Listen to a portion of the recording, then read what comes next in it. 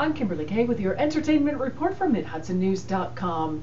Actor Jeff Conway, who starred in TV's Taxi and the movie musical Grease, has died. Spokeswoman Catherine Boole says the 60-year-old actor died Friday morning at the Enzino Terranzana Medical Center, where he had been hospitalized in a coma since May 11th.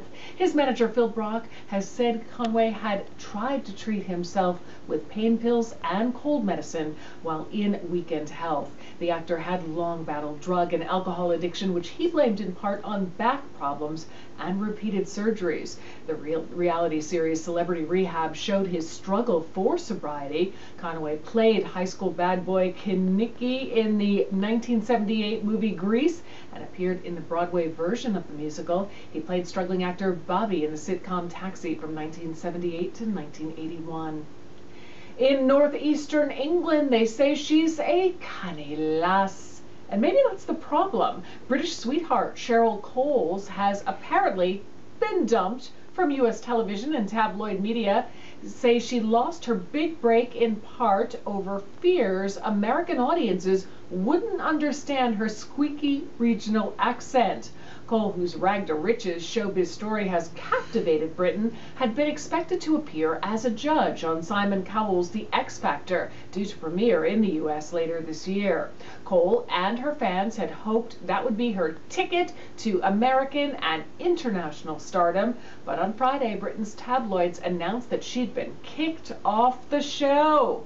Meanwhile, Paula Abdul says her reunion with Simon Cowell on his new talent show is still in the honeymoon phase. The 48-year-old Abdul told reporters in Singapore on Friday that Fox's The X Factor will probably be ginormous as the two former American Idol judges reunite to assess would-be singing stars. Abdul says she and Simon have a wonderful, exquisite, challenging, and frightening relationship. The American pop singer and dancer is in Singapore to promote a Universal Studios theme park. Well, there's a direct connect between the tattoo Pia Toscano from American Idol has on the inside of her left wrist and the emotion she feels knowing she'll be performing at this Sunday's National Memorial Day concert in Washington.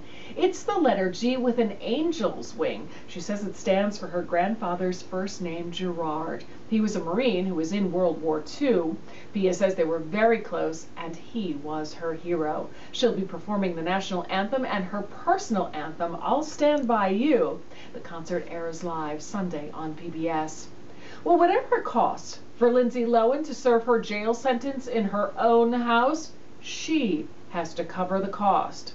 Taxpayers would pay the bill if she did the time in jail. Lohan checked in at a woman's jail before dawn yesterday to be fingerprinted and booked. Then she was released before rush hour to begin serving a 4-month jail sentence at her home for a probation violation. She's wearing an ankle monitor and which has to stay on for about 35 days. Last month, Lohan was sentenced to 120 days in jail and 480 hours of community service for violating probation in a drunken driving case dating back to 2007.